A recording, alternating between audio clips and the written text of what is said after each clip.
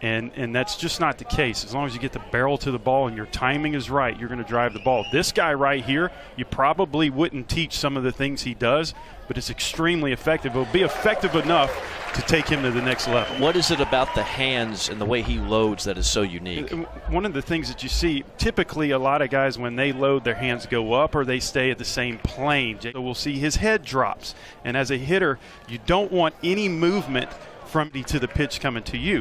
If you notice, J.J. Bleday has such great hand-eye coordination, he will drop his head and he will drop his hands. And then from there, the massive forearms take over. So it's not necessarily a swing, it's a flip of the wrist where he gets his power from. Mentioned Losi can be what they're telling you this is how it's done. I love to watch players like J.J. Bleday and say, man, this guy's had tremendous success this year. He's tied for the lead in home runs, and he's not doing it the way you teach it, but it's awfully effective.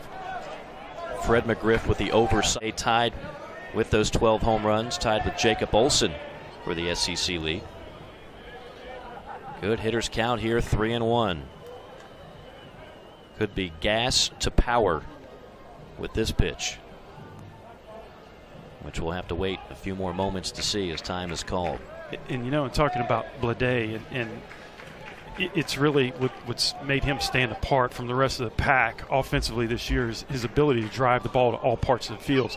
We've seen him drive fastballs and sliders down and in over the right field line for home runs, but he can also go the other way. So if you're a pitcher like Losi and you've got tremendous velocity, you want to try to challenge this guy with a fastball because that's your go-to pitch right here, but you don't know exactly where to pitch him. Because if you go over that outside corner and he's sitting on it and he's correct, he'll hurt you out of the ballpark.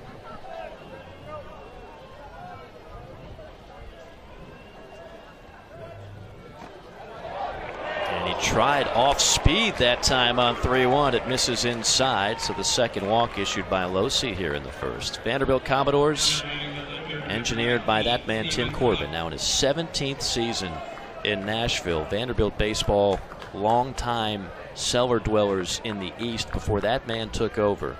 Longtime assistant coach at Clemson under Jack Leggett, who he still talks to on a regular basis. Those guys, along with Kevin O'Sullivan. Now he is satisfied that he's got his team back within one run.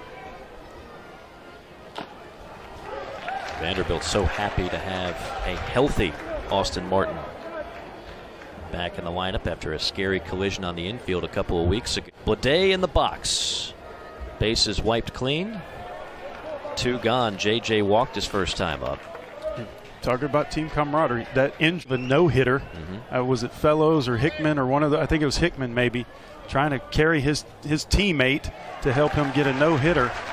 Playing to the home plate umpire about that last pitch in Russian. He speaks it fluently. In addition to that, the trophies in the Bleday household. 1-2. Challenged him at 95 miles an hour. And he goes away. Mile high pop up to center. Maxwell coming on, and he will send us to the. Has been clutch in the past.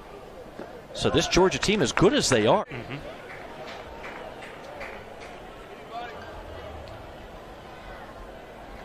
Here's Bleday.